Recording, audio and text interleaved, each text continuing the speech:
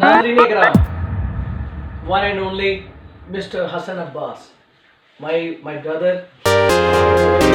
बहुत प्यार है और हमेशा ऐसा ही है। और हम इनसे महफूज होते हैं इनके बाद से। हालांकि ये पाक साफ शफाफ परफॉर्मेंस देते हैं।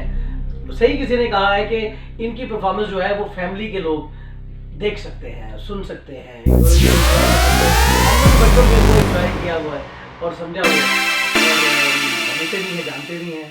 और अब तो Hasan Abbas, one and only my